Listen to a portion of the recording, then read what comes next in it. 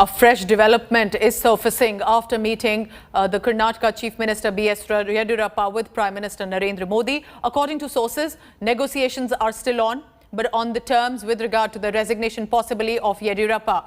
BS Yediyurappa has assured Prime Minister Modi that he's ready to follow any direction of the Prime Minister and will even step down if the Prime Minister asked him to.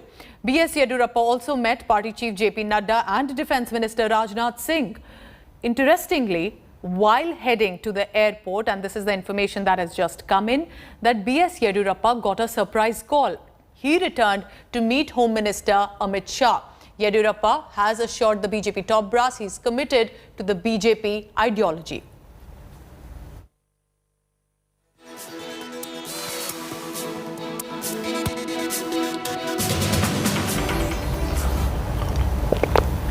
Sources now reveal that Yediyurappa's primary condition, however, will be about including his two sons in a possibly central role if he is to resign, which means that the BJP top brass will start hunting for the next Chief Minister of Karnataka. There are names already coming up. BL Santosh, Prahlad Joshi, senior party workers could now be the big contenders as well. However, there's not likely to be a sudden decision. Shobha Karandlaje, Union Council of Ministers, recently was added and could reflect towards Karnataka changes. There could be a rejig in the BJP as well.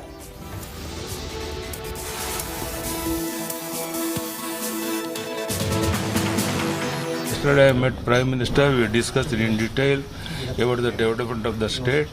And again I will come back to Delhi on first week of next month and I will discuss in detail. These are all things. There is no value for that news. So as of now, you have not resigned, sir? Not at all, not at all, not at all. We have discussed in detail about the development of the party in the state and also in the country and given so many instructions to build up the party in Karnataka and he is having very good opinion about me and you are the only man to work day and night and come back to the power in Karnataka. For that I agreed and I will do full time and I will work for the party to come back to power again in the Karnataka. I'm joined by Siddharth Zurabi. He's the managing editor Business Today and he has managed the inside scoop on this developing story as well. Siddharth, so it's very interesting. A surprise call and then a meeting with Home Minister Amit Shah that was not earlier on schedule. So this definitely means that there are heightened meetings and activity taking place between Yediyurappa and senior faces of the party and the government. Well, clearly, any chief minister of the BJP in the past also, when he comes to the national capital, we have seen them do more than one meeting, apart from a customary call on with the Prime Minister. But obviously, this is getting more attention than normal. And why is that attention and what is the context of these feverish sort of reports and what seems to have happened? Let's quickly step back and take overview of the situation. First of all, and I say this, which something that most reporters also know on the beat, Mr. Yediyurappa has a track record of defying expectations and bouncing back time and time again. He's perhaps the only chief minister who was actually allowed to sidestep the golden 75-year cutoff rule.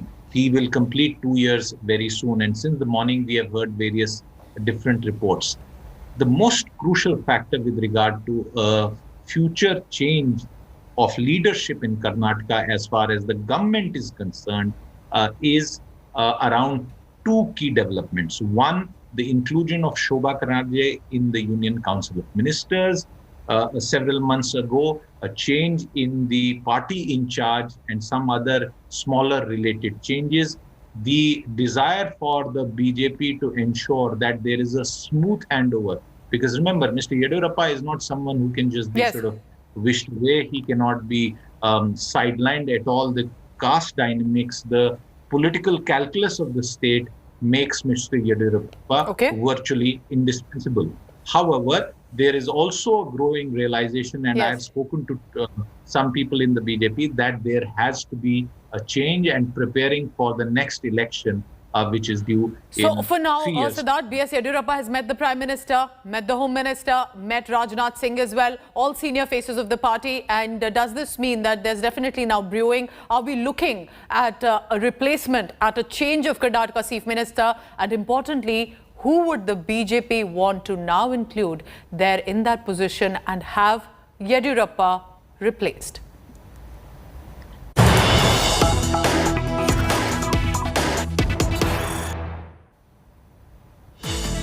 Some big breaking news has now come in. Congress Punjab Affairs in charge Harish Rawat meets Captain Amarinder Singh, the Chief Minister of Punjab.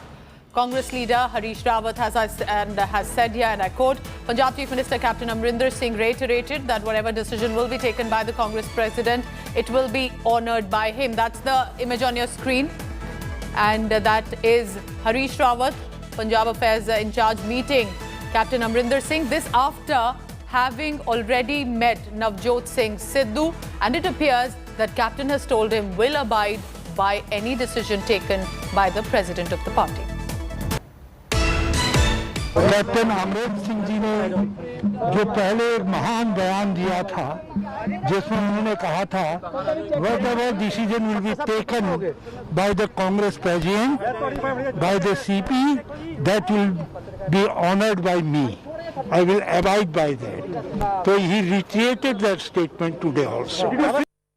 Manjeet Sehgal is in Chandigarh with all the latest. Manjeet, this is only getting interesting. So after meeting Navjot Singh Sidhu, Harish Rawat decides to go meet Captain as well.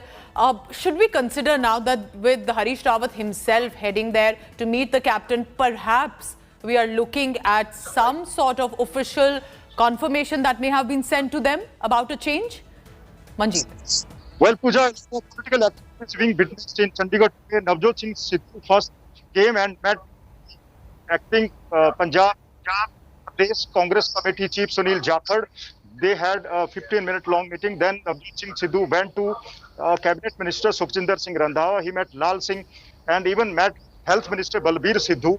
And Harish Rawat is currently meeting Punjab Chief Minister Captain Amarinder Singh, who is not on board with the party's decision to elevate Navjot Singh Sidhu as Pradesh Congress Committee Chief. Captain Amarinder's camp has been opposing Navjot Singh Sidhu's elevation on two grounds, one on the seniority count and another on the caste equality and community questions. Remember, Navjot Singh. Manjeet, keep tracking all the latest. There's some audio issue there with your line, but however, we now have this confirmation coming in. And Manjeet also telling us these are important meetings that have taken place. Are we looking at an official confirmation now? Has a peace formula been announced to them, and is it now in the offing for the general public as well? NCP Supremo Sharad Pawar has put the cat among the pigeons after he met Prime Minister Modi in Delhi today morning. Pawar, a senior face in national politics, met Narendra Modi in South Block. The meeting lasted for close to 1 hour but assumes significance. Why? Because there have been reports of the investigative agencies that have been on the trail of Maha Aghadi leaders in Maharashtra. Pawar has said that his meeting with the Prime Minister was of official nature and that no politics was discussed. He has also added that he did seek time with the Prime Minister regarding the cooperative banks which are now being monitored by the Reserve Bank of India. This as Parliament has cleared the banking regulation rules last year. Pawar requests Prime Minister that the existence of the cooperative banks and their cooperative character should be protected. Pawar also discussed the COVID situation. The meeting is important, remember, because Uddhav Thackeray, the Maharashtra Chief Minister, also met the Prime Minister only last month. Kamlesh Sutar with all the latest on that. Kamlesh, of course, we can keep speculating on what possibly could have led to this meeting. But for now, does it appear that the cooperative banks discussion definitely did take place? And in the background, we can look at other reactions that are coming in with regard to what has been happening in the past as well. Kamlesh.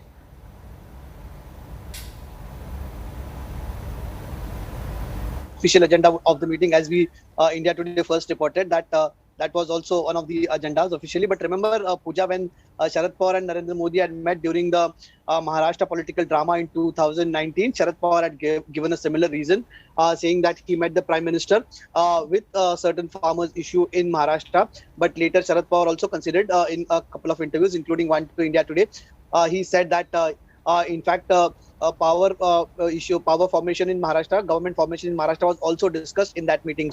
So, on the face of it, it may have been a meeting about the cooperatives. Sharad Pawar said that the way cooperative banks are being brought under the ambit under the ambit of RBI, that was discussed, and Sharad Pawar had sought an appointment regarding that. But for a meeting that lasts for 45 minutes to 1 hour, you certainly cannot say that it was official issues. Both the leaders, Sharad Pawar and Narendra Modi, are senior leaders. Such discussions shouldn't last for more than 5-10 minutes or 15 minutes. The rest of the time, certainly, even if they deny, politics would have been discussed. Now, will this politics affect the national scenario or the coalition politics in Maharashtra with all the three parties we've seen? Which has been, the equations had changed after Uddhav Thackeray's meeting with the Prime Minister. Now, will there be similar effects felt in Maharashtra after Pawar and Modi meet? Is what now remains to be seen. Pooja. Kamlesh Sutar with his finger on the nerve of Maharashtra politics and more, telling us that it cannot be just looked at from one prism is a lot